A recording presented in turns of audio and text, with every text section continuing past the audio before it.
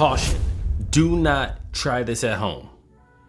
I'm just kidding, you can do whatever you want. But there are 5 mistakes banks want you to make or don't want you to make. I'll say it like this, they don't care if you make. And in this video, we'll discuss what they are, why they're more common than you think, and most importantly, how you can avoid them. But before we get into all that, hi, I'm Lonnie, and I didn't shave before recording this video. Mind your business, don't worry about that. Because you gotta remember that this credit card / travel rewards game is a business, and it's there to make a company, someone, and some people, i.e. the shareholders, money. Now, if you just so happen to be on the positive end of them making money, then great.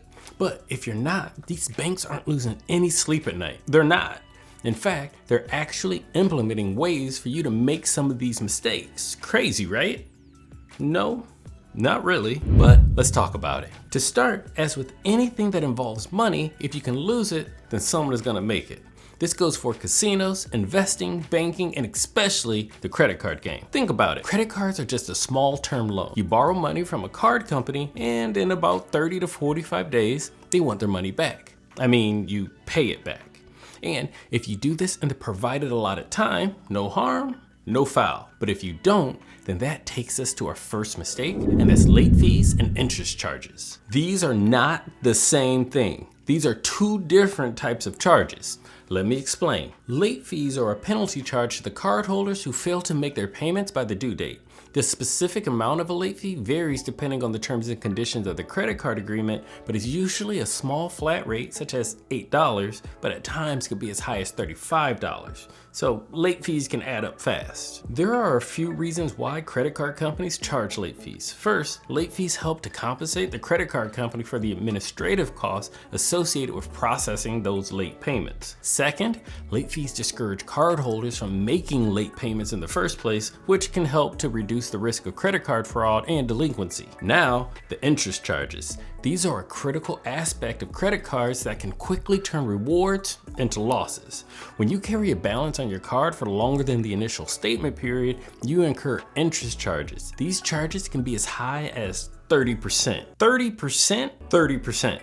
Which is significantly higher than the rewards you may earn through points or cash back. Let's break this down. Story time. Suppose you spend $1,000 on your credit card and earn 3% in rewards, which translate to $30. However, if you don't pay off the entire balance within the initial statement period and carry it forward, you'll be charged interest at, say, 25%. This means that every month you carry that balance, you'll pay roughly $25 in interest.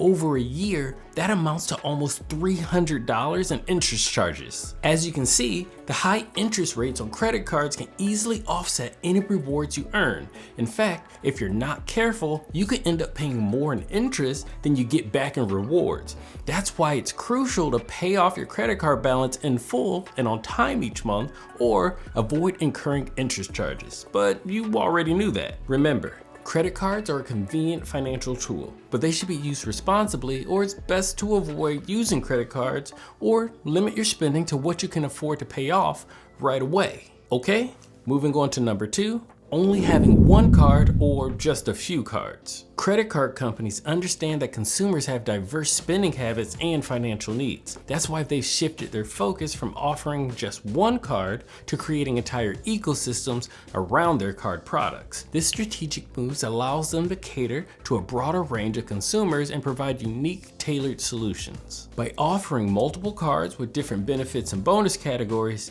credit card companies create a comprehensive ecosystem that meets the unique spending patterns and preferences of each individual.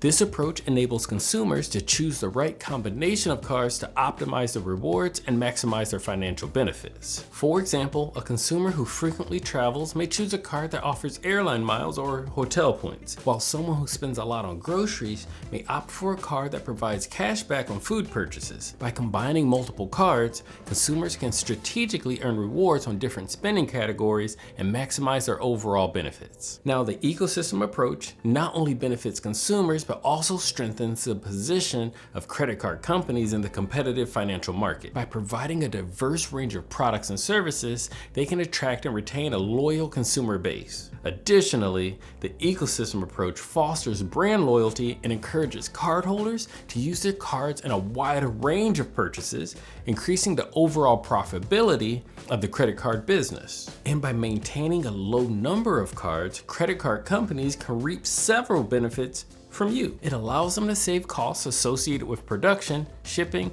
and customer service. Additionally, it reduces the risk of fraud and identity theft, as there are fewer cards in circulation that could be compromised. All wins for them. And speaking of that, don't compromise missing out on future videos. If you haven't done so yet, hit that subscribe button. And don't forget to hit the like button either. By hitting both of those, you're letting me know you like the content and want more of it. I appreciate you, and let's get back to the video. Next, let's talk about overspending, or as I like to call it, the welcome bonus trap. I could make a whole video just on this topic. Actually, I might do that. Let me know in the comments if you want me to do that. Anyway, welcome bonuses are marketing tools, nothing more. What's the point of marketing? To entice and engage people to buy something. In the case of these credit cards, it's designed to be attractive and appealing so that people like you are more likely to apply for their card, and as a reward for hitting your spend requirement, you receive a Stormtrooper Funko Pop. Still just kidding, but you will get a pop full of points. And if you didn't get that joke, you'll have to watch a previous video. Card. But at the end of the day, no matter how you or I or another creator spends it, a welcome bonus is just that, a bonus. And it's because of this, it can be an easy trap for you to fall into. You see a great sign-up bonus, you get excited about the possibility of getting something for free, but before you hit that apply button, take a step back, think about your spending habits, and ask yourself, do you really need a new credit card? Can you afford the spend requirement?